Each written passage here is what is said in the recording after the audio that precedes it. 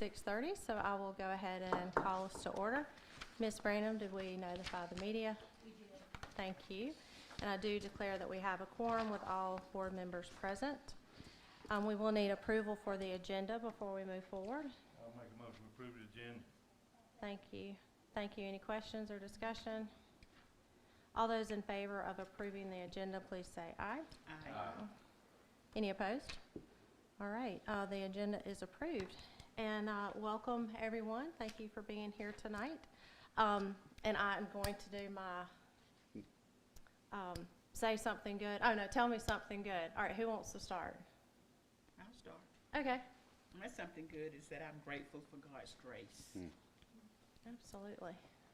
My something good is we have reached graduation season, and I just want to say congratulations to all the high school graduates that's going to be graduating, the 8th graders that's going to be moving to the high school, and the kindergartners that's moving to the first grade. So congratulations. Good. My something good is it's 90 in May and everybody at Laundry Electric's gonna love me again. My something good is, my daughter will be going to high school next year, and I'm happy that she's excited about it. She's not nervous, though. My something good is when you're a father or parent of older children, you don't get an opportunity to have them all under one roof very often. So this past weekend, I had two students graduating from two different colleges, and so I missed one graduation in lieu of the other, and my wife missed one I was at, so we had to do a divide and conquer. But we made it a whole weekend, graduating weekend, and all of my kids came, and it was just such a delight for all my kids to be under one roof, around a kitchen table, just laughing and just being a family. That's nice. Very good. Joe? Sure, Or go ahead. Mr. Carpenter, go ahead. It's sort of hard to have something good all the time, but in the last couple of weeks, we've had two kids involved in a crime. One of our kids shot somebody in the head, killed him. Saturday night, a group retaliated, shot another kid in the head, and we just landed in the hospital. So, my good thing is just pray for our kids, good Lord. Yeah, thank you, Mr. Carpenter. Joe?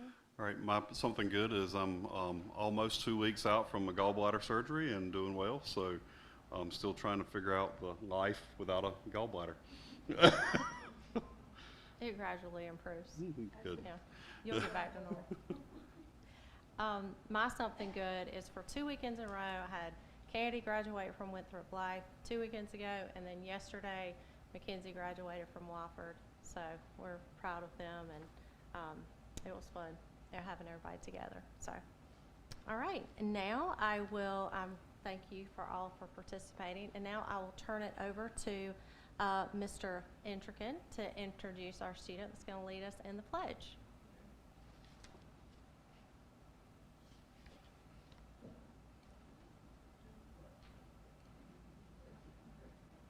Well, I have the good fortune of introducing We did. an 8th grader and a 1st grader from GCO. fantastic. Come on around. I can see one of them. All right. And they are an uncle and a niece, and they are also the child and grandchild of our SRO, Marty Crane. So this is our 8th grader, Jonathan Crane and Leah Crane. Fantastic. So please stand.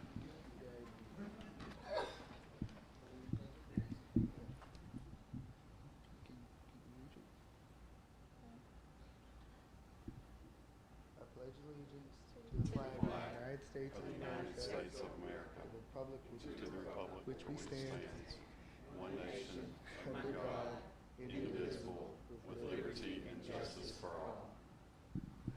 Thank you, guys. Appreciate it. Thank you, students, for being here tonight. Thank you, Mr. Entrican. And just to make sure, we did approve the agenda, right? Yeah. We did that, yes. Okay, so Mr. Carpenter was asking, I just wanted to make sure I didn't blank and go past that. Mr. Jenkins, will you lead us in prayer? Yeah, no, bow with me.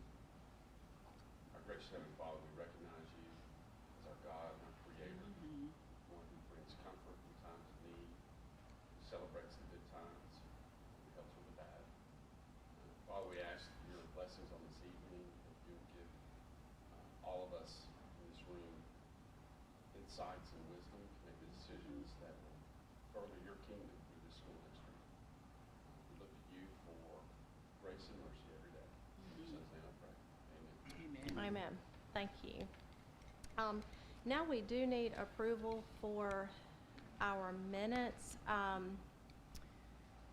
for the April 27th work session and board meeting, and then also our work session on May 4th.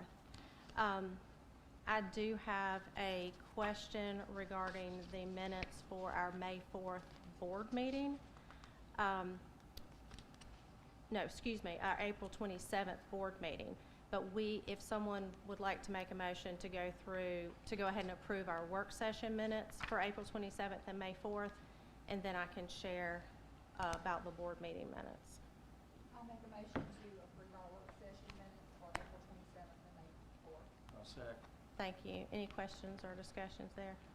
All right, all those in favor of approving our April 27th and May 4th work session minutes, please say aye. Aye. Any opposed? All right, the motion carries. Our board meeting minutes for April 27th, if you haven't had the opportunity to glance over those prior to now, if you want to take a minute to do so, I will share the section that is concerning to me is fiscal watch, and that is kind of a few pages down on the minutes. That particular section I do not think reflects exactly and accurately what transpired in our meeting, specifically like there's several things that I think are missing, but one key line is it states that Ms. Kitt asked about voting to take action to appeal, but the board stated they did not have a plan yet to vote on. What actually happened was we were asked if we wanted to take a vote to appeal, and Ms. Kitt pointed out that we had passed our deadline to appeal. So that, and I know it's difficult to get everything down as we're walking through it, but I do think that section, maybe we can go back and watch the video to kind of correct that to what it should say, and we can approve those next month. So we can table approving April 27th minutes for corrections and then approve them in our June. Yes, Okay. yes. Does So, that have to be motion, make a motion? yes, it does. Then I'll make a motion that we not vote on the April 27th board meeting minutes today, that we correct based on watching the video of that meeting, and vote on those minutes in our next board meeting in June. I'll second. Thank you. Any questions or discussion? All those in favor of tabling our vote for the April 27th board meeting minutes, please say aye. Aye. Any opposed? All right, the motion carries. Thank you. And now we will move to Mr. Entrican to present his report on GCO, which, by the way, was my school. No pressure, huh? Well, knowing that also, Ms. Little, you had mentioned the amount of pride that you had in your daughter walking across the stage at Winthrop. As my, I guess you could say, happiness moment, I was at that same event that you were. Oh, wow. There are some under the sound of my voice who recognize my daughter. There were times we were worried she was even going to have a high school diploma. Some of you might know that. And she walked off the stage at Winthrop that day with an MBA. Fantastic. So there's a lot of proud moments for me as a father, but also that's an LDHS graduate for us to be proud of. Yeah. All right. I also want to thank each and every one of you and Dr. Penland for the opportunity you gave me last year to serve the teachers and students of Gray Court. It has been absolutely fantastic, and I love every minute of it. The people that are out there at GCO, I know that there's going to be folks that come up to this podium and say this and that about their building. We are the best. We are the best at what we do, and we're proud of it, and I'm going to give you some examples of that today. First of all, one of the things that's important to us, Dr. Penland does have the anchors for the 5-star accountability, and that's something that we try to live out each day. And one of the things that I guess you could say that I do as a leader is I put out on every single thing we do that excellence is the standard. It's not just the 5 stars, it is the standard of what we do. And when you put that out on everything you do, it forces you to live up to it. Because if that's what you're advertising that you are, you better make sure every day and every decision and everything that you do reflects that. And I can tell you, we try very hard to do that every day at GCO through the 5 anchors that Dr. Penland gives us. And so my presentation for you today from Gray Court is what we are doing to try to make those 5 anchors work for us. So we are attaining excellence in our academics. One of the things that we're trying to do is make that orange and red as small as possible. And we are getting better at that over last year. Now, this is our map testing and reading for the elementary. Of course, we want the yellow, the green, and the blue to be bigger, but it is improving, and we got a lot to be proud of, and I'll show you why a little bit later. This is what our middle school is doing in reading. Now, this was just for map. We don't have, we have preliminary SC ready data, but not enough for it to be added to this yet. Okay? Our goal is in growth for mathematics, because we did have a brand new curriculum that we're having to do this year, and growth right now matters in mathematics a little bit more than achievement.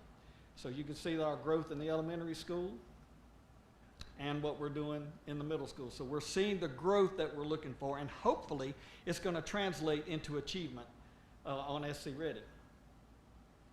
And one of the things we want to make sure we do, and this is just a small example.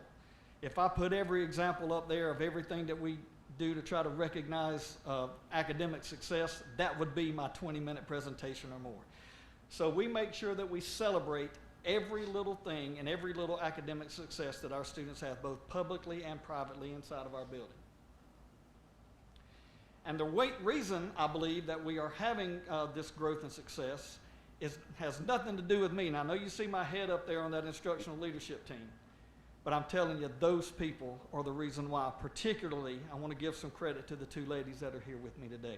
That's Miss Molly Raines and Merica Dyer.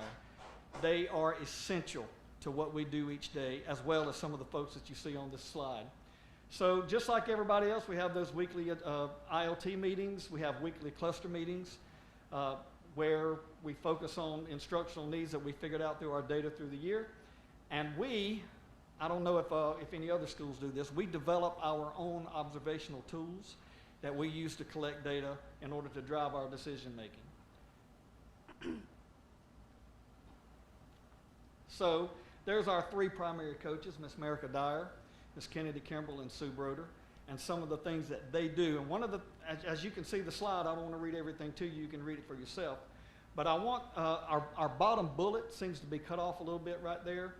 But one of the things that I think we should really take pride in at GCO is some of the stuff that we did to implement instructional strategies for our ML students. We saw a double in the amount of students on MLs that graduated out of the program this past year compared to the one before. So I want to give credit to our gen ed teachers, and particularly our coaches, for providing some strategies for our teachers to help with our MLs. One of the things Dr. Penland also wants is for us to be great in the arts with creativity and excellence. So as you can see, I've got our folks up there, and I want to particularly highlight Miss Deborah Evans. One of the things that was important to me, as you know, I came out of the arts as a high school teacher. I wanted to make sure that the arts had a voice in our instructional leadership. So I invited Miss Deborah Evans to be a part of our instructional leadership team. And boy, has that been amazing. She has some fantastic strategies. One of the things that some of you guys may not realize is pretty much every teacher is evaluated on the 4.0 rubric. And an arts teacher is a living, breathing example of how the 4.0 rubric should happen every single day, every one of them, and PE teachers as well. So it's great having Miss Deborah Evans in there to help provide some of those guidance to gen ed teachers on how they can achieve some of those things and some of those strategies. Also, you can see down there Miss Bree Grindstaff, we also ran an honors art for some of our middle school students that enjoy that, and Mr. Hill ran a chess club. So we got some neat things happening with our art teachers. And that's just a small highlight of some of the stuff that they can do. Like I said, again, I could go on for 20 minutes just about some of the stuff that these folks achieve. I want to read this quote to you from Miss Mary Price, where she says, Gray Court Owings Elementary Yard has had a year full of creativity, growth, and exploration, from learning about color mixing to working with 3D art forms such as paper mache and clay. Students had the opportunity to watch their ideas come to life through the creative exploration. Now, the thing that's great about Ms. Price is if you looked at her lesson plans, yes, there is art standards there, but you'll also find ELA ones, math. So she's really doing a great job, all of our arts teachers, in implementing other standards into their work so that they're doubling up on it and really helping us out. All right, another thing Dr. Penland wants is character and competition in athletics. Our athletic director, Mr. Terrence Leggett, is the living, breathing example of character in athletics. He is absolutely amazing. Not only does he do a great job of having good and athletic teams out there, because you can see from what all he does there, he does a lot of the coaching of a lot of different sports and activities at GCO. But he is the primary guy to make sure our student athletes show great academic success, but most importantly, he holds them to a standard and character that he himself exhibits. And he is an absolute superstar at GCO, and we're so fortunate to have him. And you can see his quote right there. He means it. When he says he wants our student athletes to be the best on the field, but in the classroom first, he lives it, and he breathes it, and he holds them accountable. And I thank him for it as often as I can. Okay? We also had this year the Broad River Conference champions in volleyball. And another championship that's kind of special to us, and it's kind of not over, is our archery team. Represented us at the southeast region of the Eastern Nationals, and they've qualified to go on to the United States Nationals. They'll be doing that shoot in June down, I think it's the middle of June, down in Daytona Beach. So they're still not done. They're still representing us at a high level. As you can see, Coach Leggett there smiling all about it. All right, our cheerleading squad. It's not often that you can say you have an LDHS Hall of Famer as one of your coaches, but we are so fortunate to have Miss Allen there working with our girls basketball team. And again, there's Coach Leggett running another sport, football. We were really proud of this year. This was the first time that we had done Girls on the Run, in which we are specifically trying to build character in some of our young ladies just by using running a 5K as the tool to do that. So I want to thank those coaches and those young ladies that did that. Miss Raines was up in Spartanburg the day that they actually did the 5K run to support our students. And I also believe in the virtue and the values of what our PE teachers bring every day in making sure that they bring character and competition to what we do. And in fact, down on the bottom right corner, you can see a lot of times there, that was a sort of a post I had taken where I was sharing things with teachers, where I was showing them this is what this coach does to show how they are meeting this part of the 4.0. So they are outstanding folks at GCO.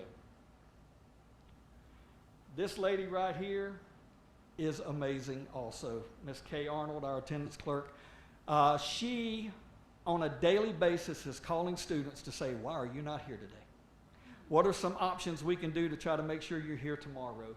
And I think for her, it was making those contacts with parents and building those relationships that has caused us to have a really big increase in attendance, because she hasn't forgotten them. It isn't, oh, they didn't show up, they didn't show up. She gets on the phone and says, why are you not here today? That's a lot of pressure for a parent sometimes to have to answer. And so you can see what our average daily rate is per grade. And I give a lot of credit to that to Miss Kay for making sure she stays on top of it and making sure the parents know that we're watching for them. Particularly when it comes to some of our other groups that we got to make sure they're not getting instruction if they're not in the building. And I want to give Miss Kay a lot of credit for making sure that this particular group is in the building every day. And we have a lot to be proud of with Miss Kay. Our teacher climate report that came back, it was pretty good. I think the lady told me if it was above 75, you're in great shape. So I'll just let you sort of take a look at some of those categories there where our teachers feel like some things are going really well for them.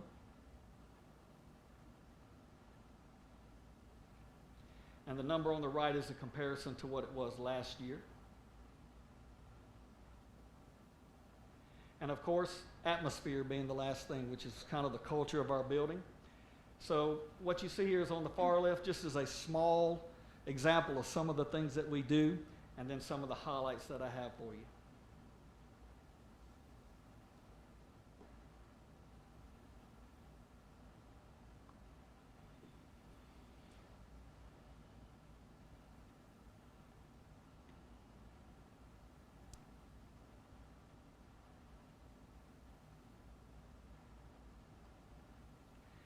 So once again, I want to thank all of you guys for giving me the opportunity to serve the students and teachers at Gray Court.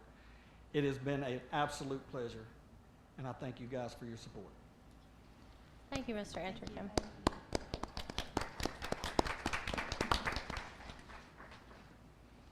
All right, now I'll turn it over to Dr. Penland for the superintendent's report. All right. So our first thing on the agenda for my district update for this month will be to recognize our junior scholars. The State Department of Education reads this way. It says, the South Carolina Junior Scholar Program was developed by South Carolina Department of Education during the 85-86 school year to reflect the statewide effort to improve education in South Carolina and to provide the needs of students possessing exceptional talent. The purpose of this program is to identify these students and to provide opportunities that will facilitate their intellectual growth, broaden their individual interest, and promote their scholastic achievement. Students must be enrolled in 8th grade to be recognized for Junior Scholar, and these are the students who have scored 550 or higher on PSAT or MSQT or in writing and reading, or a 530 on the math test of the PSAT. And so we are now excited to identify these students that have been recognized by our state for junior scholars for this past school year. So will the following students come up and we will recognize you. So Jackson Adams from Sanders Middle School. Do you want to? And so you're actually receiving a certificate and bumper stickers that say South Carolina Junior Scholar Parent, which will be allow you to promote that. And then we also have Trent Ritchie from Gray Court Owens. We have Christian Campbell from Lawrence Middle. We have Taylor Wilson from Lawrence Middle.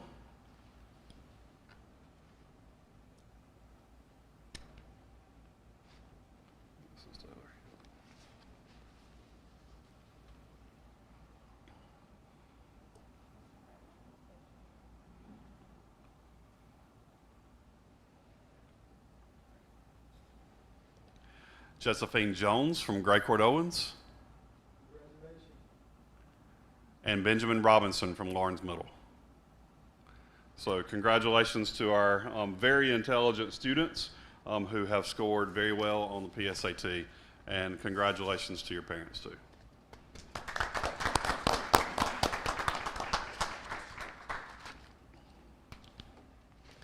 All right, the next thing is the end of the school year is here, and so we will be recognizing Memorial Day next Monday, and we'll have graduation on Friday of next week. And so just kind of make everybody mark their calendars. We are finishing up with our SC Ready testing and our end of course testing at our schools, and so I think we're down to very few makeups over the next few days. Also want to do a shout out for our track state qualifiers. If you see there, I've got a couple of pictures of a couple of people. The girls triple jump, Chris Carter, she came in third in the state for 4A track. And also down there you see Z Simpson, which is top middle. He was first. He was a state champion for boys 400-meter hurdles for Lawrence 55. And so they competed this past week. And so congratulations to them, and I appreciate everything Juwan Stephen does for our track and field, and also everything he does at the high school. All right, and so we will now jump into the next thing on the agenda will be the 27-28 calendar, which will be for first reading for you. We have over the past couple of months, we have been working with Lawrence 56. We do a combined calendar between the two districts. We have had 3 meetings to develop and review. We've looked at 3 different calendars, a modified that we currently run, a traditional that would go back to starting after the 3rd Monday of August and running into June. And we also have the modified with 2-week breaks like we did the first year that we were implementing the modified calendar. And so we received parent and staff feedback, and we had our last meeting on May 6th. I'm sorry, that says next meeting, but we just had our last meeting, and we are presenting today, first reading for our May board meeting, the calendar that is in your packet. Some of the survey information that we received was 712 participants on our survey, with 63% for our district coming back with modified 1-week breaks. And then you also have 22% for modified 2-week breaks, 14% for traditional. In Clinton, their modified 1-week break was closer to 70% whenever they did their survey. But then you can see the breakdown of who actually completed that survey for us in the district. Sure, sure, yeah. I'll send that survey information out. Yep. And so you can see here the proposed calendar will be a, let me get my copy so it's a little bit easier for me to read. Glasses work, but not quite that far. And so you'll see that we have a 3-day and a 2-day teacher work week, and this is for the 27-28, so this is not next school year, so this will be the following year. With early release days built in. You'll see fall break. The first week of break will be the second week in October. You'll see that there is also the full week at Thanksgiving, which will be utilizing 2 makeup days there. 2 full weeks in December, with a start of January 3rd to come back there.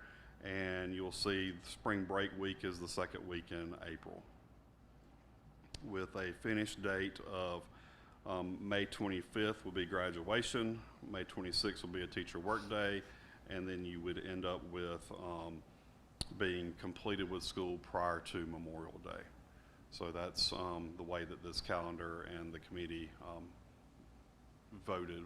And the way that the calendar committee works is we come together and look at a couple of calendar options. We go through that with everybody that's on the calendar committee, come up with first draft. That first draft is taken back to the schools for feedback. We come back together, and that feedback is then developed into a final version. This year, that final version was also recommended that we look at, because there was some people requesting we go back to traditional, some people that we were requested to do the 2-week breaks. And so the 2-week break, you can kind of see those red weeks in there, which is around October and April.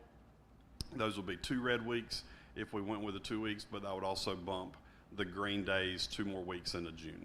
So we would not actually finish until probably the 9th of June if we did that. So that was kind of why the mentality was to go back to the modified that is proposed here.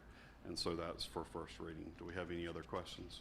Will you back up to the survey Sure. and tell, okay, it looks like the largest portion is that purple on the left. What is that group? I can't So remember. that's looking at the number of people who've submitted the survey to the, And so that purple group is the parent group. Okay. Yep. The blue block, which is a fourth, is our teacher group. Okay. Thank you. Okay. All right.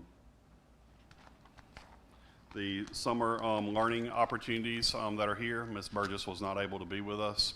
And so in this setting, you'll be able to see the information that is here for our summer opportunities. The goals for the summer learning opportunities, is really preventative enrichment, acceleration for our students. The focus areas will be academic focus, English, language arts, math, science, and specific remediation, with our enrichment activities being in the arts, sports, STEM workshops, and field trips.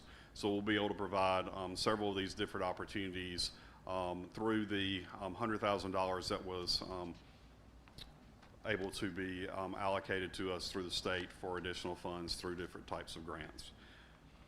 The summer learning logistics will start June 2nd for our teacher workday, then June 3 through 5, 8 through 12, 15 through 18, 22 through 25 will be our days that students are actually in the buildings.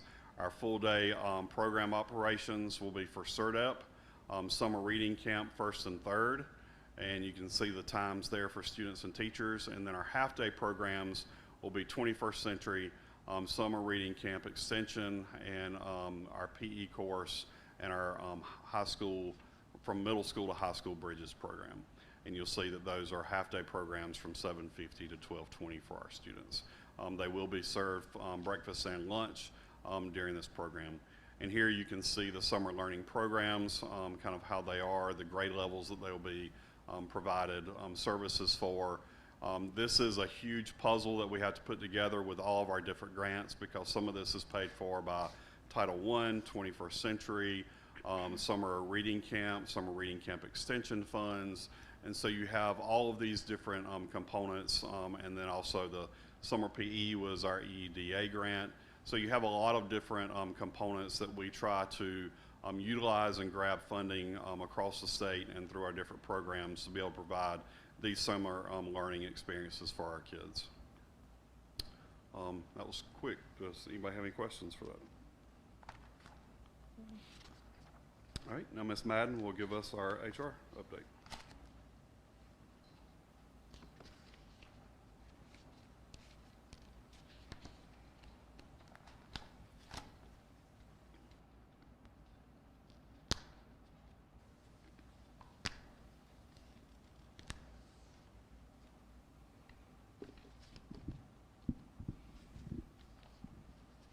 Okay, I think you can see me, right? All right. I thought I'd say it before you did. That's Dr. right. Finland. Well, my name is Renee Madden, and I am the Director of HR, and I'm here to present some data that we have compiled from the Human Resources Department. In my department, I work with some wonderful ladies. I say this every year, and every year it continues to be true. I work with Tracy McNewer. See if it's turned on the side. What now? Okay, well, thank you. I work with Tracy. She's our administrative assistant. She keeps things going. She makes sure that we're paying the bills and doing things in an orderly fashion, and that is always needed. Alicia Scott deals with our special projects, whether that be bridging the gap with programs for our parapros to move into other positions. She also deals with teacher certification and teacher evaluation, and that is a huge piece. And also Ms. Nobles. Rebecca Nobles deals with everything with benefits, whether that be your insurance benefits, whether that be benefits that are offered through third-party companies, as well as retirement. So they all have huge jobs, and I appreciate everything that they do. Okay, tonight I want to talk a little bit about teacher engagement. That's been a focus for HR, and we have partnered with Upbeat, which is a company that helps us by providing surveys that give us data to let us know which direction to go next. In other words, it lets us know what's working well, and it also lets us know what is not working so well. And Mr. Intrican actually used some of that upbeat data, and I was glad to see that. Okay. Higher teacher engagement leads to higher teacher retention, which is something that we all know that we need, and higher student achievement, which is what the purpose is for all of us even being here. Research shows that fostering positive working conditions for teachers is not just about staff morale and retention, it's linked to measurable student outcomes. And I want to be clear, when I say working conditions, I am in some ways speaking in terms of facilities, but it's broader than that. The working conditions deals with the environment, the atmosphere, and the culture that's created at a school. Research shows that teachers who feel connected, supported, valued, are more than likely they're going to remain in the profession, and particularly remain in the district where they are working. And this positively impacts students.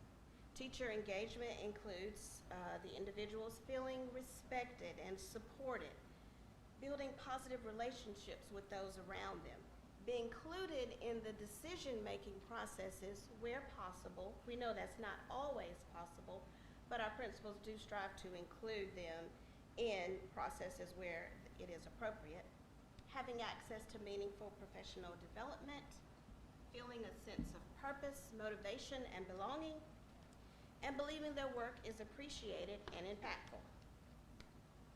Now, with regard to retention, if the teacher is feeling this way, and I say teachers, but I mean teachers, guidance counselors, paraprofessionals, but this particular survey focuses more on certified employees. But if they feel this way, they're more likely, as I said, to remain in Lawrence County School District 55, experience higher job satisfaction, demonstrate professionalism, which means I won't be sent out to a lot of different places, avoid burnout, and contribute positively to school culture and morale. When this does not happen, employees leave. We have higher teacher turnover. Now, with regard to student achievement, if the teacher is engaged, they're able to build those strong relationships with their students that they teach, but they're also able to build those relationships with students they don't even teach, such as when they're on the hall or when they're in the hall for hall duty. They feel comfortable engaging with those students, creating positive and effective classroom environments, delivering high quality instruction, and just really overall being responsive to the needs of our students. Now, having said all that, what does that mean for the leaders in the district? And in particular, in this particular case, I'm speaking in terms of our principals because they are right here in the building with the teachers. The research is letting us know that we need to prioritize teacher working conditions as a strategic lever for student success. We need to use this engagement data to identify areas for improvement, such as what you shared with us. Even in HR, we've seen some data that came back that was not good, and we had to make adjustments with that as well. We should recognize that engagement improvements may lead to measurable academic gains, and consider teacher engagement as a part of comprehensive school improvement planning. And we all know we are undergoing the process of strategic planning, and this will be a piece of that for human resources. So, the goals that we focused on for this year dealt with teacher voice. We're really dealing with teacher engagement, and that includes teacher voice, professional growth, career path, satisfaction and purpose, principal/teacher trust, and the work environment versus the school environment. Our goal was to have above 80% participation from all of our certified employees. We were able to get 92% participation, so we feel this is good, solid data. And I'm just gonna go through a few, well, actually a couple of the slides, because we did have some areas of growth. The red bar is referring to this time last year, 2025, and the blue is where we are now. And as you can see, we have had some increases. When we deal with appreciation, as I stated earlier, when people, well, I guess people in general feel that they are appreciated and their work is meaningful, they do have a tendency to stay where they are. And that did increase from 77% to 80%. And a lot of that is thanks to our communications department, because they have been doing a lot of things to try to make certain that all employees do feel appreciated. Supervisory/principal relationships, that did go up from 87% to 90%. Recruitment, 77% to 79%. But that recruitment also includes teachers talking to other individuals about coming and working in the district. Evaluation, up slightly from 90 to 91%, and autonomy from 87% to 88%. Now this evaluation and autonomy, I think that directly correlates with the things that we're doing in teaching and learning with ILT, district, DILT, as well as cluster, because our teachers are understanding the expectation and they're able to work autonomously through having cluster and things of that nature.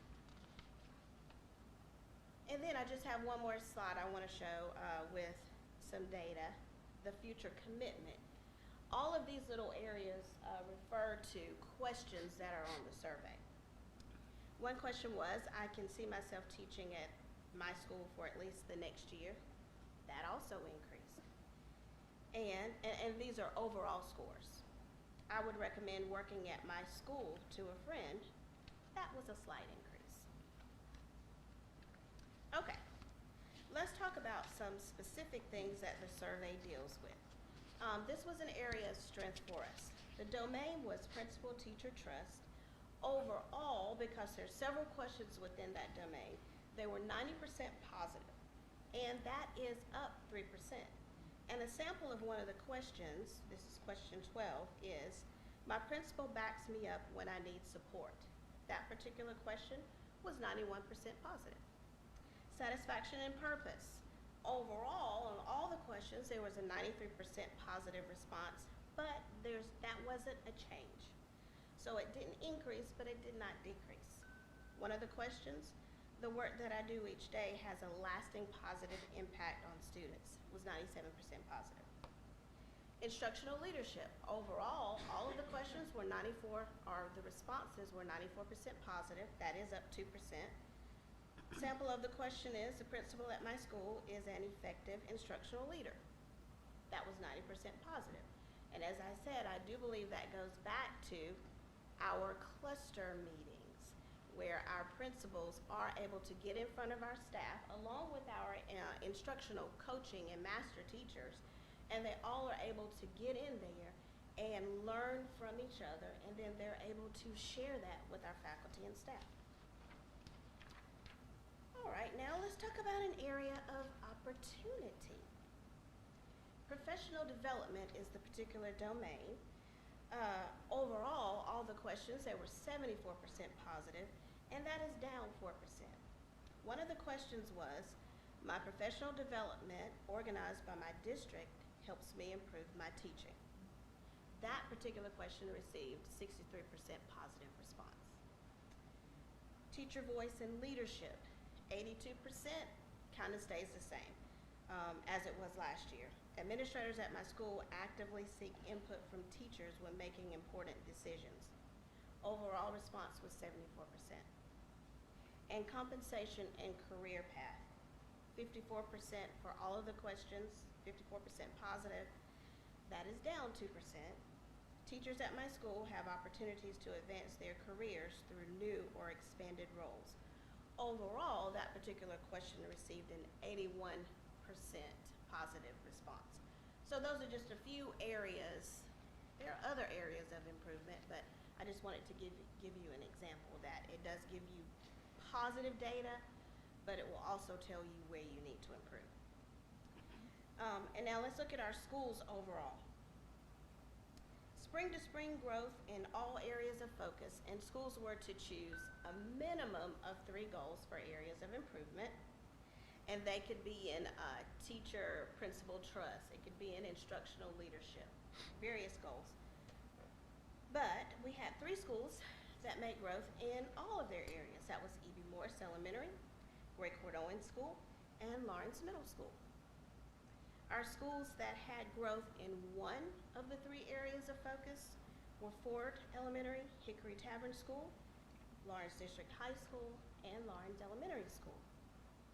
Our schools that did not see spring-to-spring growth in their area of focus, and this could mean that they stayed the same, just as some of the questions that I went through earlier, but those schools are Sanders Middle School and Waterloo Elementary School. Now, what we do with this information is there's coaching that is provided to try to help our administrators. We coach them to improve upon their weaknesses. And this is just an example of one of the goals. All right, at E.B. Morris, Dr. Bailey and his team formed an instructional leadership goal. The key strategy was, as a faculty, we will develop a shared understanding of the actions and behaviors of instructional leadership. The administrative team will routinely reflect on their efforts toward meeting these expectations. The domain, of course, was in instructional leadership. In that particular domain, overall, there were 98% positive responses. That's up 15%. This specific question, which is cut off at the bottom, but it says, the principal at my school communicates a clear vision for teaching and learning. That particular question, which is why it was selected, received 100% positive responses, and that was up 19%. Lawrence Middle School. Ms. McElveen wanted to work on the domain of school safety and order. The strategy was, in partnership with teachers, we will develop a behavior matrix to be used school-wide. Teachers will routinely analyze behavior data. The principal will provide resources for teachers to self-reflect on classroom management. As I said, the domain was school safety and order, and overall in that particular domain, there were 66% positive responses. That is up 6%. And one reason why this was selected was because last year it was low. So the principal decided to focus to bring that up. The specific question, disciplinary practices are applied fairly to all students at my school, 43% positive, that's up 7%. And the last school I'm going to talk about is Hickory Tavern. Appreciation was selected as a targeted area of growth. Using a leadership inventory, administration will survey the teachers and analyze the responses to determine how best to acknowledge their contributions to the success of the school. That particular domain is obviously appreciation.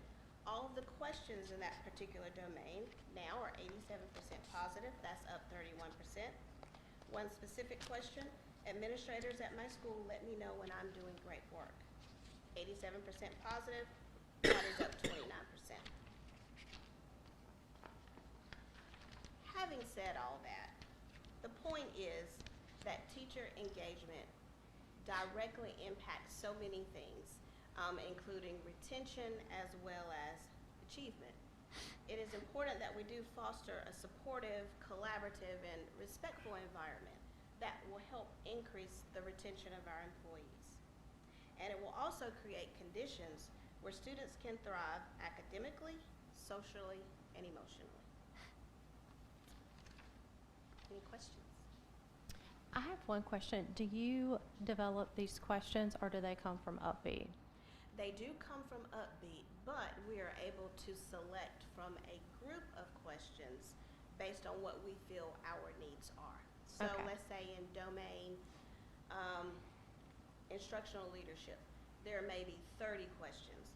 We will select 4 that really pinpoint what we want to target. If we don't see a question, we can create the question and they can do the research and they will put that in the survey as well. Okay. And when you're comparing year-over-year results, are you using just similar questions to compare, not necessarily the exact same questions each year? That is correct. Okay. All right. thank you, Ms. Madden. I appreciate it. Thank you. Appreciate all you and your department do. We do appreciate it. That's important. Engagement. That's right. Is Ms. Wright here? She's not, I'm gonna do it.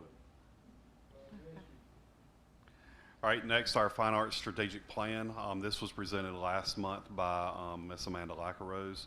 It is up for board approval that we realized during the meeting that we needed. So it is now back in front of you for board approval.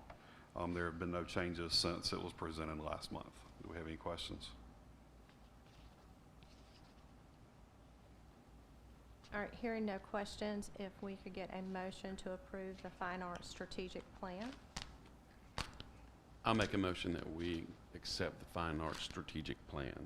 I'll second. Thank you. Any questions or discussion? All those in favor of approving the Fine Arts Strategic Plan, please say aye. Aye. Any opposed? All right, the plan is approved. Thank you, Dr. Penland. All right. In our next section for board operations, you'll see that on number 1, 2, and 3 are second readings of professional staff, or GCK, professional staff assignments and transfers, GCC, professional leaves and absences, and GDC, support staff leaves and absences. This was presented with additional changes last month for that first reading, and we bumped the approval to this month. Do we have any other questions on these 3 policies? So I think we can go ahead and combine policy GCC and GDC for a motion. Policy GCK, there was some wording in it that I wanted to ask about. Okay. In the policy, it states the board must be notified of all teacher reassignments.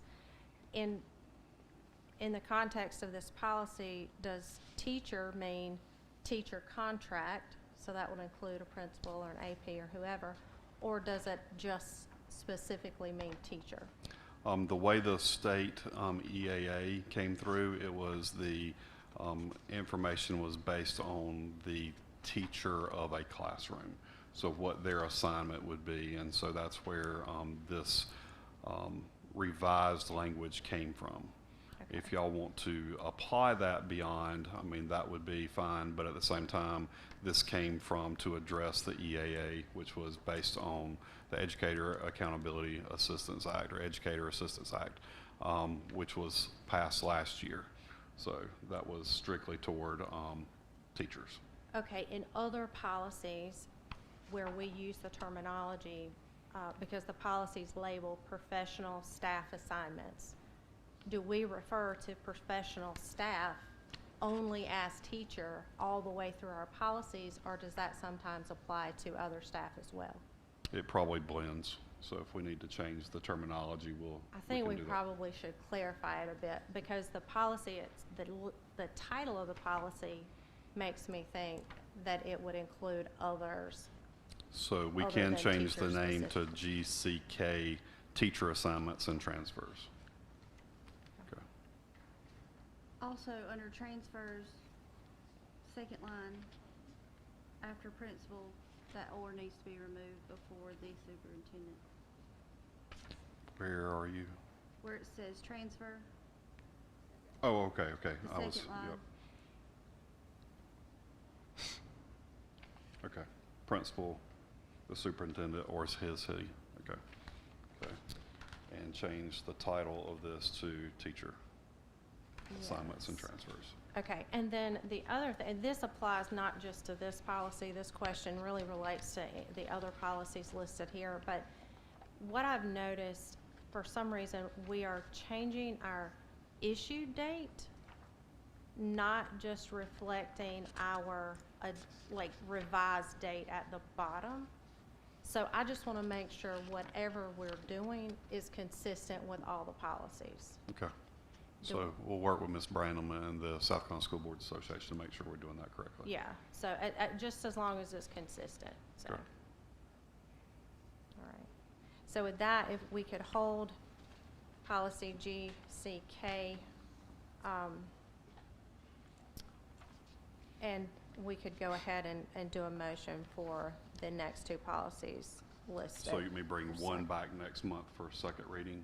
Yes. Okay. And we probably need a motion to table that to next month. I make a motion that we table the policy GCK approval until next month. I'll second. Any questions or discussions? All those in favor of tabling policy GCK until next month, please say aye. Aye. Any opposed? All right, so the motion passes. And then now we'll need a policy to approve. Oh, go ahead. We had time to discuss this before the next meeting. We would have to create a time to discuss it before the next meeting if we wanted to do that. Yeah. Okay. I'll make a note of that, Mr. Carpenter, and get rid of you. I make a motion for GCC and GDC to be approved. Thank you, Ms. Nance. Thank you, Heather. Any questions or discussions regarding those two policies? All those in favor of approving policy GCC and policy GDC, please say aye. Aye. Any opposed? All right, so that motion passes. Policy JFABC, transfer students, is listed as first reading. This is not a first reading, but I did want to update you on some information that we received from the state. The state has requested that any district that already has a transfer policy submit that to the State Department for feedback based on the new guidelines of what they're requiring for transfers. So that submission has been made about 2 weeks ago. We were anticipating possibly receiving feedback prior to the board meeting, but we have not. So that will continue to be based on if we receive feedback when that actually comes back. If there are any changes to that policy that they recommend, the deadline for that is the end of August. So that would be at the August meeting for that information. Any district that does not have a transfer policy would have to implement that by the end of August also. This was one of those that came through state regulation of updating transfer policies to basically provide anybody the opportunity to go to any other school in the district. And so that was something that we had to have rules based on, and that can be like what we already have is due to space, due to teaching capacities and that type of thing. So we already work closely with our student populations, or Dr. Carlos Littlejohn. He runs that department for us, and looking at the transfers and space as we allow or deny those transfers. I want the board to understand that these lines are drawn for a reason. You know, and this is to provide equity for each school. You know, if we want to create an imbalance, that's the perfect way to do it. Open this thing up and say you go what you want to go. And we're going to have bigger problems than we already have. And that's not the goal for this, but it is the goal for kind of the school choice push by the state, and that's what's been passed through the state legislation, and they've provided model policy, and that's why we're trying to get our current policy that we've been using for years for inter and intra-district transfers approved, so that we won't have to follow state model policy. Just because state pushing it, don't mean that we have to do it. We have to have a policy that's approved by the state. Yes. Okay. But if the state came back and said you have to give everybody the option of choosing whatever school they want to go to, you can't. You didn't hear what I said? No, I didn't. Those lines were created. Oh, I got that. I So understand. this school will have some equity. You're not gonna have equity like that. I understand all of that. I understand why you have to draw the lines. But my point is, are we bound by state law if they come back and say that that students can choose what school they want to go to? I don't know where we are with that, but I know there's talk about providing school choice. Well, I don't think that it or let me rephrase that. I think it includes limitations. If there's no space at the school, there's no space at the Right. school. So the answer is no, you can't transfer. You can't choose to go to that school. And so what we've been using as our current limitations and current guidelines, we're wanting to try to get passed by the state. And so that's where we are, to not change or open up the borders any more than what we've been Gotcha. doing. Okay. So, yeah. So, because the state model guidelines provides a lot more flexibility and a lot more requirements to prove that you have space, don't have space, that type of thing. So we're trying to get our policy I passed. just want everybody to understand. Right. That's political, what they're doing. Oh, yeah, 100%. Political. I understand that too. Because it's political doesn't necessarily mean it's right. You definitely not right. So- Well, can, Pro-choice group saying, yeah. Well, I think, well, I don't, So yeah, the I share policy this that with you have in side of your packet, the JFABC, is the one that we currently have. So there's no changes based on that, but I will also send all the kind of backup of what the state is requiring and kind of their model policy as we move forward too. So trying to get this one that you have already approved in the state, for our district to pass. are you anticipating the state coming back saying, oh, I that's have not heard anybody, compliant? received any feedback Yeah. yet, so. Okay. I just got confirmation that they received it and that they would be getting back with us. We also have to look at the timing of these policies, you know. We were at a time when people were more logical than they were. Now we are illogical, because we're pushing political agenda.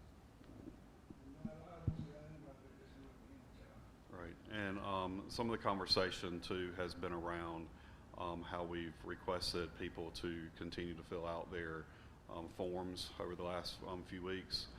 Dr. Littlejohn and his, structured wanting to have all paperwork correct and have it in a timely manner, really worked for us to push out a reminder for parents to, if you are on special permission, you need to remember that you have to apply annually.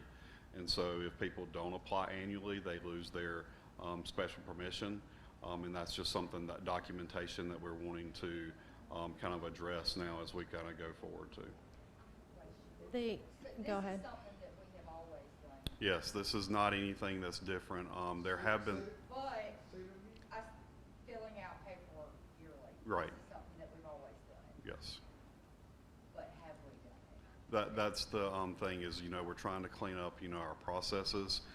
Typically we have, kind of nodded away from, requiring it once you get into a school, but require it whenever you swap schools. For example, if I requested from Lawrence Elementary to EB, and I did that in first grade, I wouldn't ask for it again until, sometimes it had not been asked for until they went to the middle school. So they were kind of approved to go to that school versus the time that they were swapping. So that has been the only time that we have kind of veered away from that, is sometimes that has kind of gotten blurred as, is it every year or is it whenever you change grade bands? And so that's kind of been the issue there. But we're trying to make sure that we have a document for everything, because part of this has been whenever you deny or revoke privileges, there is a section on the back of our form that really talks about the reasons that you can be revoked, and a lot of that's tied to discipline. And people will come back and say, well, I didn't sign that this time, so it's more of a also a way to ensure that we're reminding everybody that just because you have special permission doesn't mean that you're granted special permission forever, and also that does not mean that you are guaranteed that special permission, because you've got to behave, you've got to keep your grades up, or you can go back to, and some of that's due to attendance. So if you have a chronically absent person that could be riding a bus in their zone but chooses to go somewhere else, then it might be that you go back to your home school and then ride a bus every day. So that's kind of that situation. Since you brought up sending out that letter, the letter that was sent out does not align with the policy that's in front of us. It was an active solicitation of choose the school that you feel your kid's going to be most academically inclined for. So it is, you know, and you and I have talked about this, but it doesn't align with the policy. Okay. So- Also, as well, the thing about board superintendent relationship, where we asked not to give any surprises to one another. This was definitely a surprise. And sorry for that. We should have known about that before we went out. Okay. That was handled through our student populations and our communications, and so I approved it, and that was kind of where they wanted it to be able to verify the documentation that we needed to be able to place our kids correctly for next year.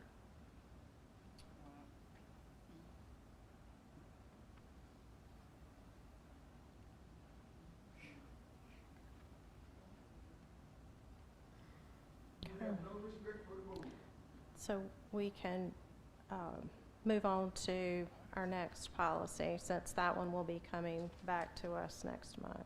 Yep. And so we had a board member request that the policy BEDA and also policy BEDB, board member notification, board meeting notification and board agenda, be modified to reflect the information that you see there. This is for first reading.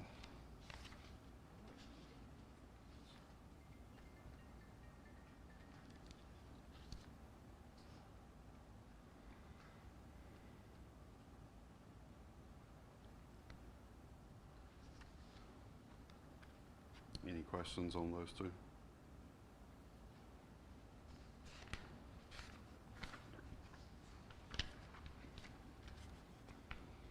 And this is basically just setting a set date before each scheduled meeting that you would have all your documentation and board packet by Tuesday.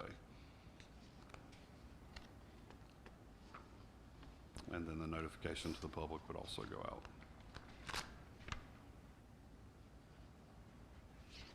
Okay.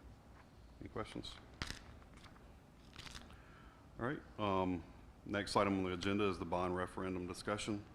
And we will kind of bring that up as kind of discussed in Chair, Vice Chair. We wanted to bring that to the board to decide if that is still something that the board wants to do and pursue for our June agenda, to be able to bring that to the board for a vote that would make it to the November ballot. The concern is that do we wait until we're off fiscal watch and show that we're in good faith with everybody to move forward, or do we continue as planned and try for a November referendum? One thing we mentioned, that was mentioned in the Chair, Vice Chair meeting, was having the slide to show financial impact of taxes. Do we have that? I did not add that to my, I'm sorry, Okay. I forgot that. Okay.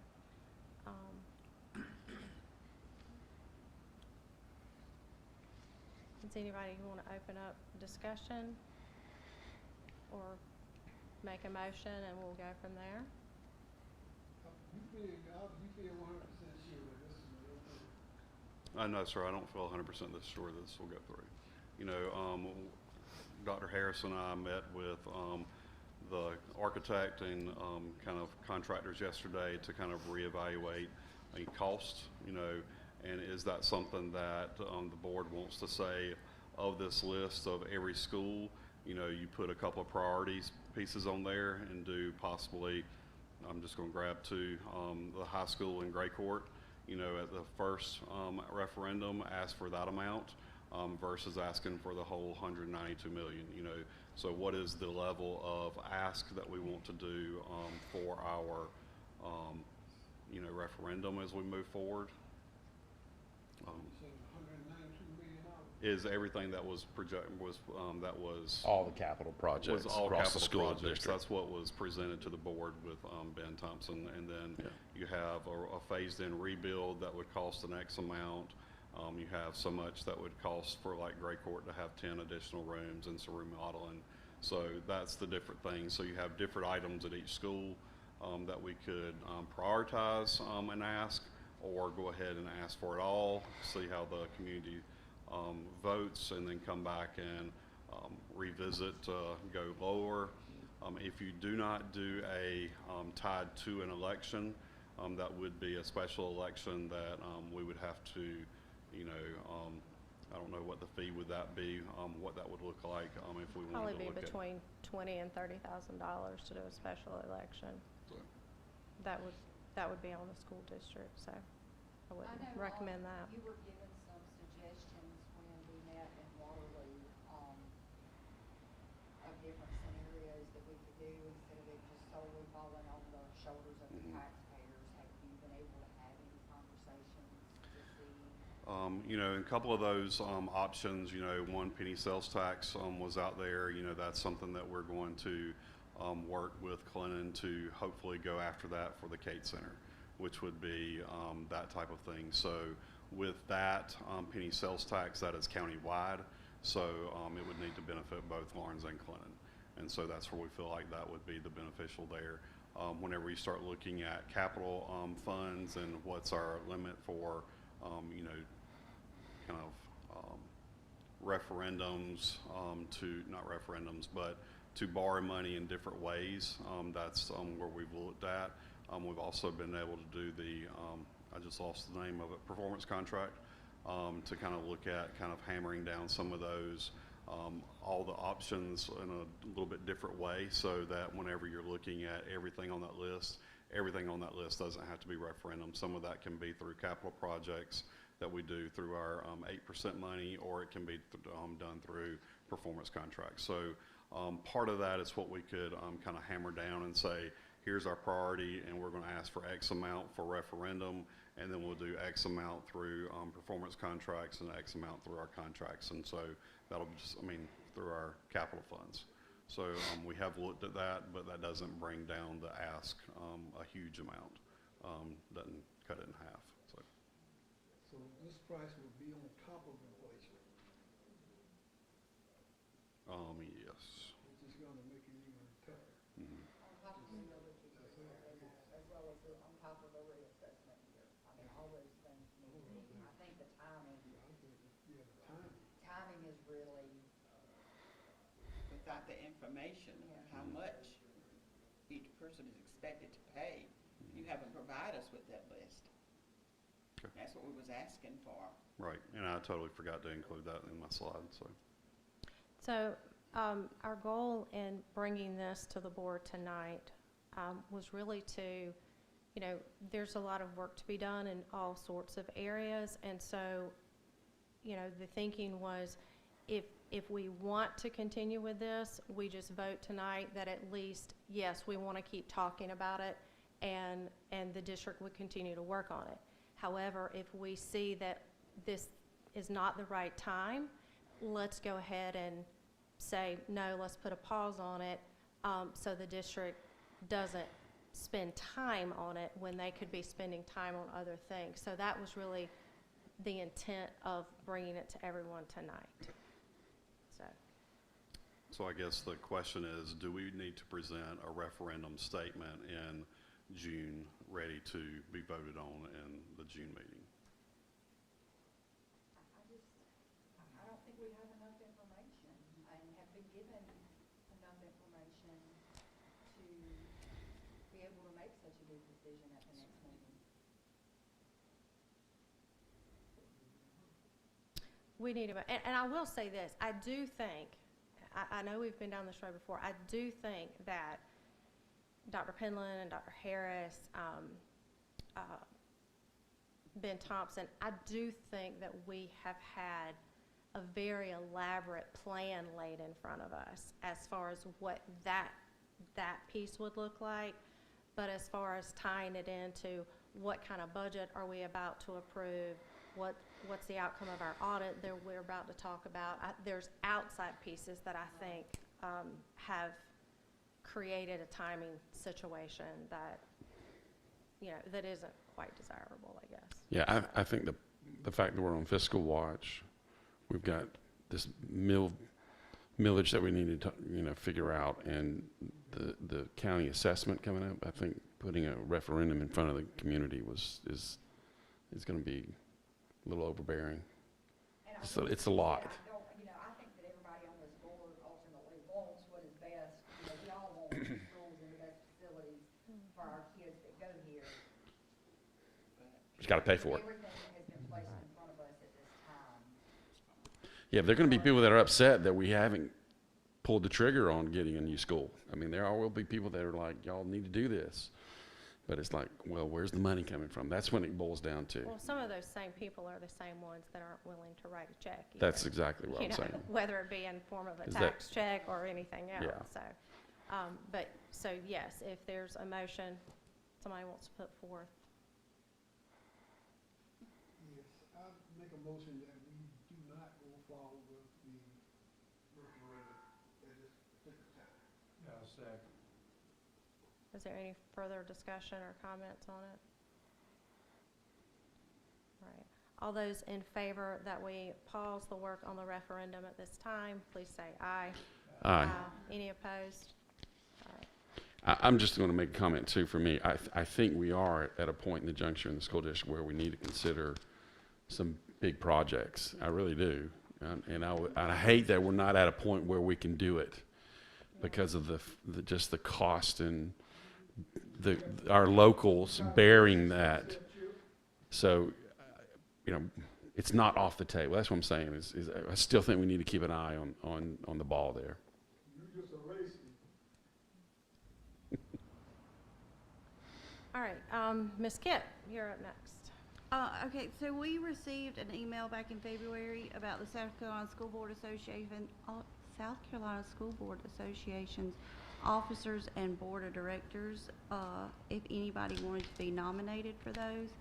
We do not have a director in our area available, but there are 2 positions for the South Carolina School Board Association, the president-elect and the treasurer secretary. Ms. Little would like to be nominated for the treasurer secretary position, and that requires the board to make a motion to have her as a candidate for that opportunity with the SCSBA. I'll make a motion to nominate Kathy Little, as a candidate for South Carolina School Association Treasurer Secretary Officer position. I'll second. Thank you, Chip. Is there any discussion or questions? All those in favor of voting for Kathy Little to be nominated for the school board directors, officers as treasurer secretary, please say aye. Aye. Any opposed? Thank you. The motion carries. Thank you. I appreciate that. And now we move on to our finance and operations section with Ms. London presenting our monthly financial report and discussion of our general fund budget.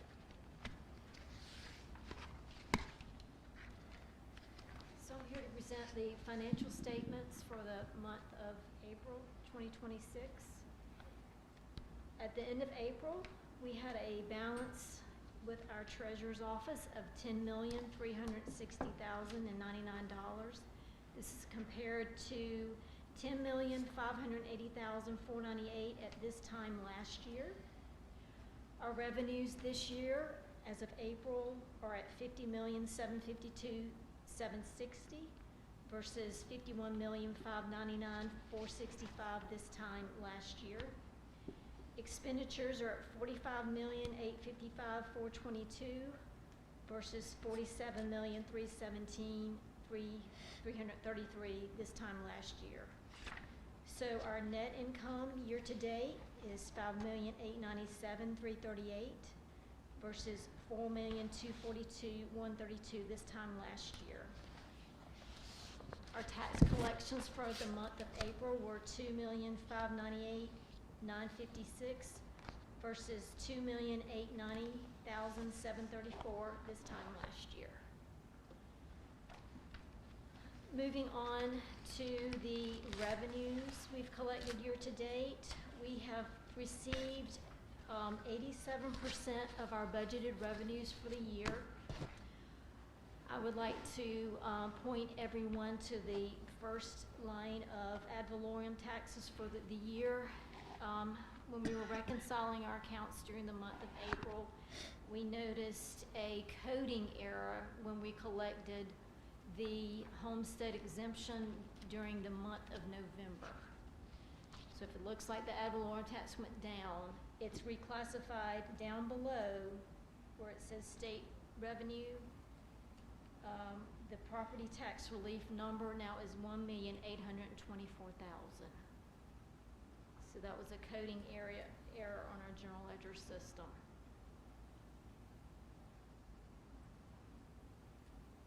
So any questions about our revenues? Okay, so moving on to our expenditures. During the month of April, we did have a small budget amendment. We reclassified an item from the principal payment for our Concert Fund loan. We took it out of the budgeted item for the interest payment so that we could have enough to pay for our interest and principal payment during the month of April. We are coming in at our goal remaining of expenditures for the month are 16.67%, but we're actually at 23%. Any questions about the monthly financials? So, Ms. London, just based on those percentages, you think that we're going to be well within our budget come the end of our fiscal year? I believe so, because if you look at the salaries that are remaining as of the month end of November, it's showing $8 million. So while we're at the end of April, you think, well, we've got 2 more months of salaries, but you've also got the accrual salaries that we have to accrue. So these are folks that get paid in July for the time they worked prior to June 30th. So while they're not getting paid until July, we have to accrue them back because it's related to the period as of June 30th. So does that make sense? Mm-hmm. And I also do want to point out, we talked in the previous board meeting about the Lawrence County School Resource Officers. We finally got those invoices during the month of May. So those are being paid during the month of May, and they add up to about $500,000. So we're getting the whole year's worth right now. Have you been able to sort that out so they are, we're getting that in a more timely fashion? We have discussed that with them, but, the year's about over now, so. Right. When we go to discuss. But for the future, yeah. We're gonna try to renegotiate what we're paying them, and we'll discuss with them if we could get those in a timely manner as Perfect. well. Thank you. So, let's move on to the budget. We had our budget workshop earlier at 5 o'clock, where I presented 2 budget versions. One version is with no millage increase, and a second version was with a 4.4 millage increase. So I'm going to highlight some things I talked about in the work session. So if we're going to look at a no millage increase, we're talking about estimated revenues of $60,996,181. This will increase our budgeted revenues of about $500,000 for our ad valorem property taxes. We're getting a little more in FELO revenue for the year of $368. Most of our other local and state money is going to remain about the same, not much change there. But when you come down to the state aid to classroom money that we are getting from the state, we're not getting much more to cover the increase in what we're required to pay salaries.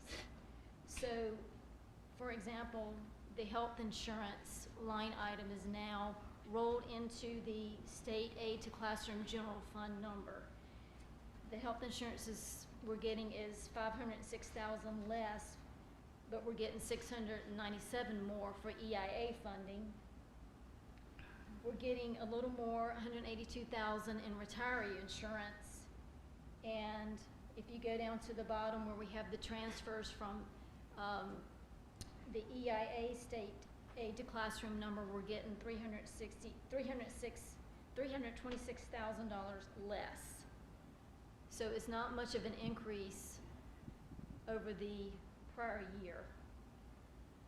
We have budgeted our tier 1 and tier 2 money the same as the prior year, and we have an increase in our tier 3 money of $306,000.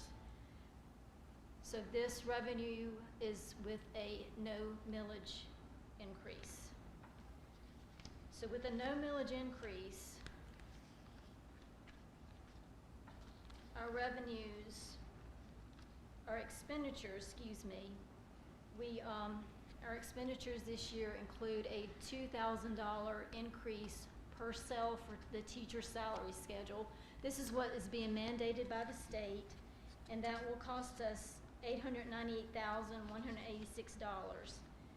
For non-teachers who are not on a salary scale, we are going to give them a step increase as well as a 2% raise. Administrative pay scale folks will get a step increase, but with no percentage. And our student nutrition is funded out of their student nutrition program, so it's not really considered in the general fund. But those schedules have been provided for information only. So any other employees who are not on a salary scale, this budget includes a 2% increase. This budget, since it has no millage increase, we are considering the removal of 6 positions from the general fund. So we hope to be able to do this through attrition, not just eliminating jobs, but so if a person leaves, we might could move that person to a different job throughout the year. So our health and dental, the rates do not change for the year, the rates that employers and employee pays. We're going to keep the same for unemployment compensation, and we're going to budget less for workman's comp insurance in the general fund, so we hope to reallocate some of the workman comp expenditures to other funds, like with the food service fund and some of our federal funds. Currently, the general fund has been absorbing, I believe, most all of that cost. We continue to have budget increases for instructional and improvement services and student services. Some of this is related to contract provided special education and therapy services. And while we do get federal money for special education, it's generally not enough to cover what we're required to spend for those students. So we have a budget for document management fee. This is for storage of student records. We have to store our student records for 99 years. And we have a slight increase in case we do an auditor change for next year, and this is just a conservative estimate. It may not be that. We're going to keep the same cleaning services as last year. We currently outsource that to a vendor, so we're going to keep those for next year. We have some increase in our repairs and maintenance due to landscaping service increases. We're going to be purchasing a software system to do background checks for employees and volunteers. So the amount for professional and technical services, that line item includes expenditures for our school resource officers with the City of Lawrence and the County of Lawrence. And we're hoping that we can have a meeting with them and maybe negotiate our contract with them. We have an energy saving service provider that we are terminating our contract with effective September 30th, so that should save us a little money there.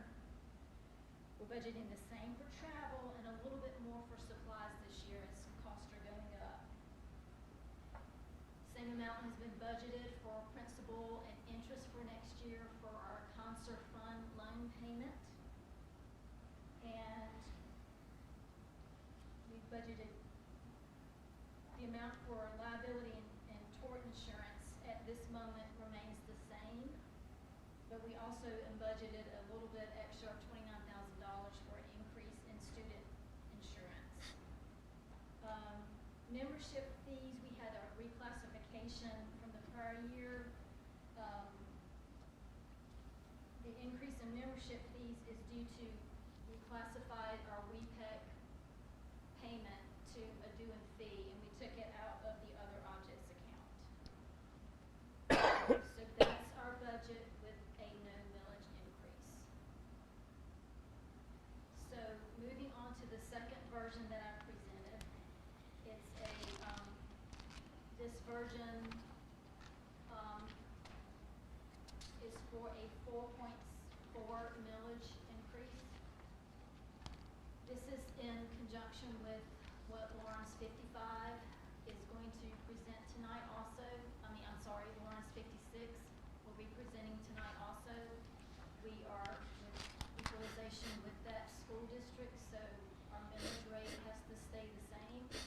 So this budget represents a 4.4 millage increase. So all numbers are the same for revenue except the ad valorem taxes. This number we are budgeting $625,000 more in additional tax collections. But this amount is uncertain at this moment of what the millage should be because we don't have final assessment numbers at this time. We have gotten information from our from the county that the value of a mill for all 4 school districts is coming in at about $234,000. So I'm assuming 90,000 of that at least is probably attributed to our school district. So if a value of a mill for us at $90,000 means we would need 168 mills. But like I said, that amount is uncertain at this moment. So if we do the millage increase, it will put us at revenues of $61,621,181.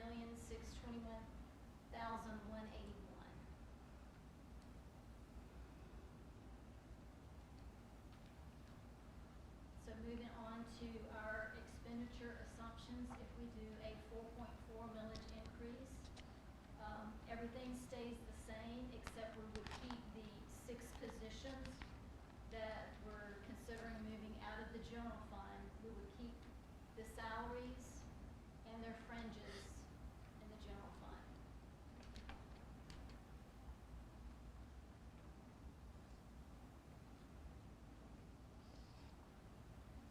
So are there any questions for me? I think at this point, just to kind of pull back in what we had talked about during the work session, and that would be just to two things. One, understanding, well, you have clarified that those 6 positions would not be teachers, so I want to put that out there for the public to hear. And so for the board to understand what those 6 positions would be, and then the administrative salary schedule, the discussion there, and understanding to allow the administrative schedule to also get the 2%, what is that dollar amount? And then also what would it be if we allowed it just at the school level for principals and assistant principals? Okay.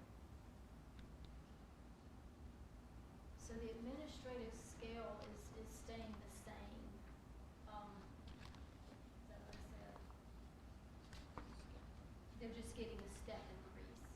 They're not getting a 2%. So are you requesting us to follow up with that amount of how much it would cost? Right. To add both. To Yeah, add, to add right. both. to Not add only the the step, but 2%. also the Right. 2% increase. So if the admin it got a step and a Correct. 2%. What the teachers are going to be getting. Right. So you want to do School. a 10% raise for the principals and the APs Yes. at the schools? Yeah, Yes. the school level employees. Okay,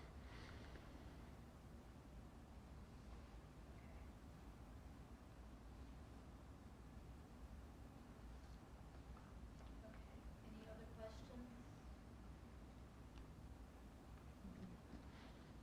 Thank you, Ms. Linden.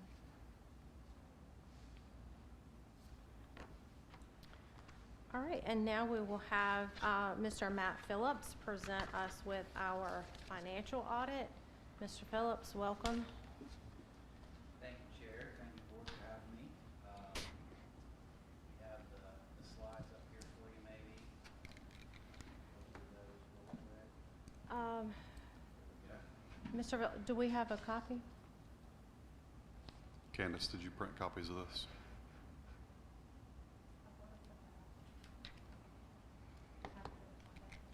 Is it in the packet? It's, well, it may be separately in the packet. It's not in the.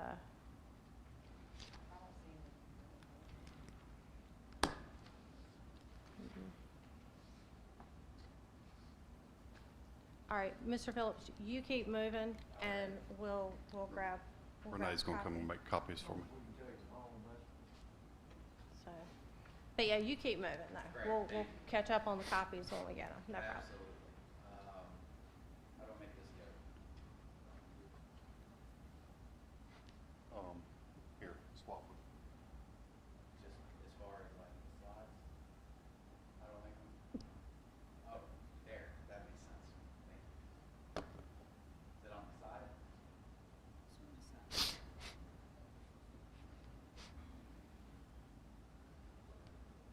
We need to swap clickers. Got it. So just to start, independent auditor's report, management's responsibility on the left is preparation and fair presentation of the financial statements, as well as the design, implementation, and maintenance of internal control relevant to the preparation of the financial statements. On the right side, auditor's responsibility, express an opinion on the financial statements based on the audit. The audit was conducted in accordance with the auditing standards generally accepted in the United States of America and government auditing standards, and issued to obtain reasonable assurance that the financial statements are free from material misstatement. The auditor's opinion, we issued an unmodified opinion. The district financial statements are fairly stated in all material respects. Government-wide financial statements, these are our full accrual financial statements, and so on the left side we have our statement of net position. Total assets, $72.4 million. Of that, $44.6 million capital assets that are being depreciated over time. $27.8 million cash and current assets. Our deferred outflows, we have $29.6 million. Total liabilities are $152.8 million. Of that, $69.7 million is our net pension liability, and $57.9 million is our OPEB. Deferred inflows are $27.3 million, and then our total net position is negative $78.3 million. It's cut off a little bit there, but that's $49.5 million without the NPL and OPEB. On the right side, statement of activities, total revenues are $90.6 million, total expenses $85.7 million. So we had an increase in that position of approximately $4.9 million for the year. Governmental fund balance, again, this is our modified accrual basis fund financial statements. Total fund balance decreased $2.3 million to $18.5 million at year end. Restricted amounts were $15.2 million of that $18.5. The unassigned fund balance of $3.2 million is 3.5% of 2025 actual expenditures. A little bit more information on our governmental fund revenues and expenditures. Total revenues $90.6 million. That is a $5.8 million, 6.9% increase from 2024 due to increase in local and federal revenues. That is $318 over budget for the general fund. Total expenditures $92.9 million. 84.4 million of that is current expenditures. 4.8 million of that is capital outlay, and 3.7 million of that is debt service.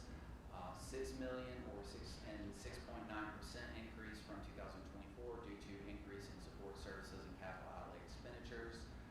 2.3 million over budget for the general fund, primarily due to instruction and support service expenditures. Other significant items, as mentioned earlier, GASB 68 and 71, net pension liability for 2025 is approximately $69.7 million. Our net OPEB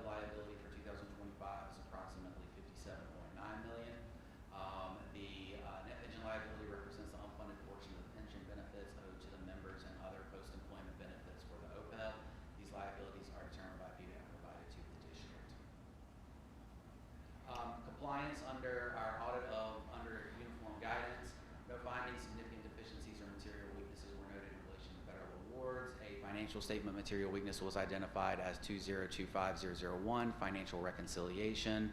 Our single audit was required for 2025, and the major program was Title I and ESSER.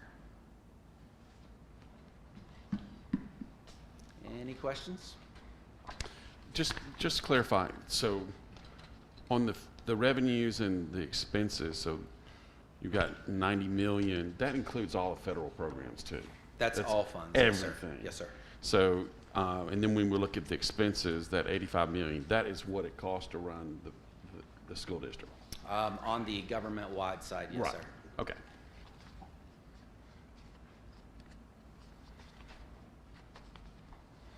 I just want to bring that clear because when you look at what our budget looks like, it's not $90 million. And they're like, well, where'd that money come from? But it is. Our budget, correct me if I'm wrong, Ms. London, it doesn't include the federal, only includes the state and local revenues. But this audit includes everything. Yes, sir. Okay.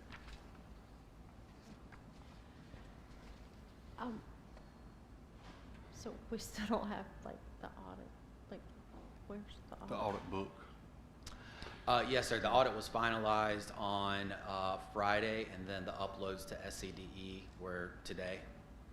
So we can get you the finalized audit. Okay, thank you. Yes, ma'am.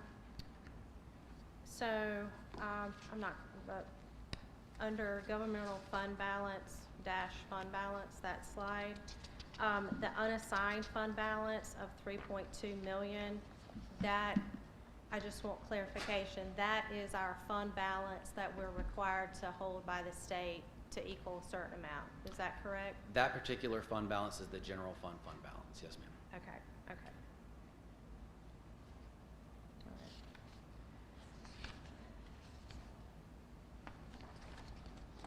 And we're at 3.5%, and we should be at 8 at point. least, I thought it was like 8, Yeah. is that right? 8%, okay.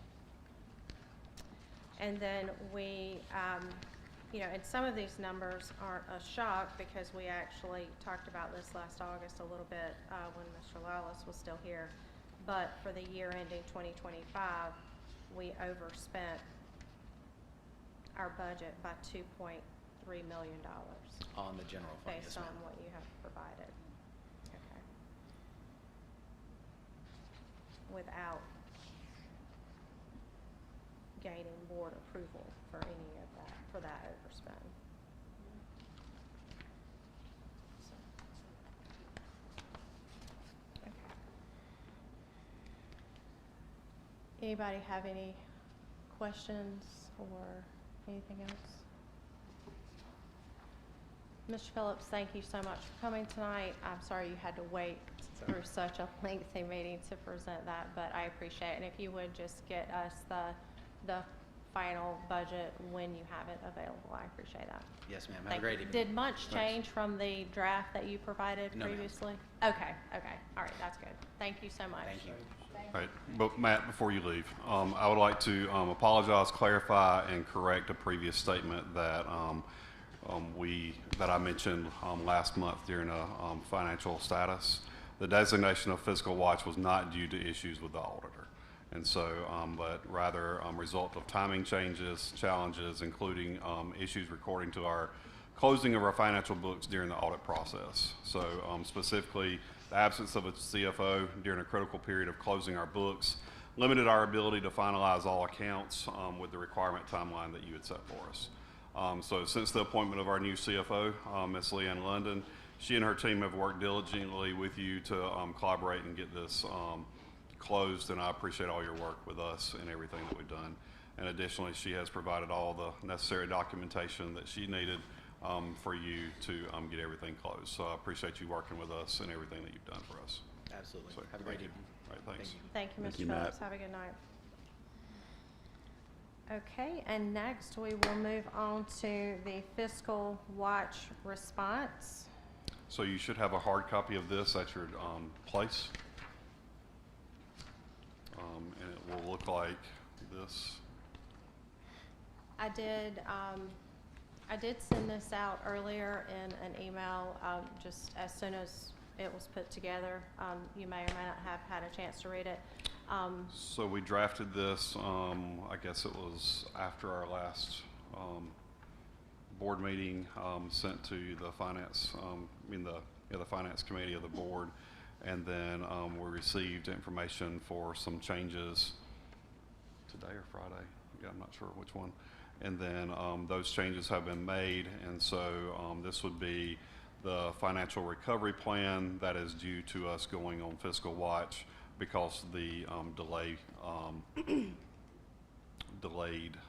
audit submission, which was due. So Dr. Penland had worked with, I guess, Ms. London and Dr. Harris and created an initial document. And the Finance Committee, which I took the recommendation of Mr. Carpenter, and we created a Finance Committee. It was myself, Mr. Jenkins, and Ms. Kitt. And we had the opportunity to meet with Dr. Penland, the auditor, Ms. London, Dr. Harris on a couple of occasions. So they came up with this plan, and then we just made a few minor adjustments to timelines and wording. But yes, we do need to approve this tonight because this does need to be to the State Department no later than the 13th of June. So if you have any questions or if you would like to make a motion. Yeah, I'll make a motion that we accept the financial recovery plan that's been submitted. Is there any questions or discussion? All those in favor of submitting the financial recovery plan as presented, please say aye. Aye. Any opposed? All right, the plan is approved, so. And just let me know, like, if you want me to sign this Yeah. copy You can or sign another that copy. copy. Or Yeah, I would whatever, like so. to, what's the next step here? Who's going to submit this? Who's taking responsibility? And we I would received- like, I think we need to add this as part of our agenda, that we get a report at every meeting about where we are with our fiscal watch. Yeah. That's a good idea. So too. I've Thank received you. that letter, and so I have the contact of who we need to submit that to. Okay. So I'll take that responsibility. Okay, thank you. And page 2 does include a corrective actions column, who's the responsible party, and at what timeline or notification that the event needs to take place. So all that's laid out very clearly. So, okay, with that, we do not have any public participation tonight. Okay. We will need a motion to enter into executive session. Thank you. Thank you. Any questions? All those in favor of moving to executive session, please say aye. Aye. Any opposed? All right, we will move to executive session. Thank you both for doing another stop.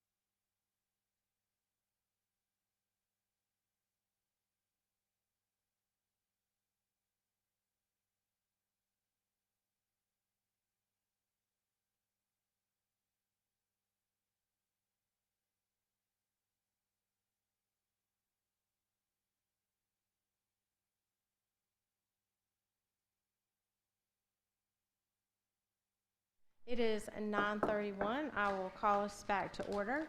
We do have a few matters to attend to from executive session. We have certified employee contracts and the retirement employee. You said retirement or resignation? Resignation. Oh, it says retirement on here. Okay. Sorry, that's why I kept saying it. Okay, so we need a vote, a motion for our certified contracts and our resignation list that was presented in executive Yeah, session. I'll make the motion that we accept the list of certified employees and the resignation list. I'll second. Any questions or discussion? All those in favor to approve the certified employee contracts and our resignation list for the 25-26 school year, or is it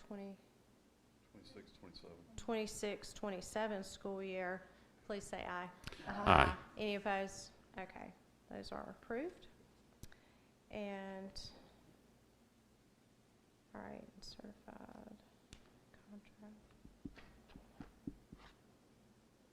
Okay. And now we do have one additional conversation. We are concerned about the letter that went out, as it's not aligned with the board policy for the transfer students. So I believe we have someone who wants to make a motion there. I'm gonna make a motion that we rescind that letter, based on chaos it might cause, the undoing of our, equitable distribution of students. To be rescinded on those bases. I'll second. Any questions or comments? All right, all those in favor of rescinding the transfer letter, please say aye. Aye. Any opposed? All right, that motion carries too. With no further business on our agenda, we will adjourn. Thank you. Thank you.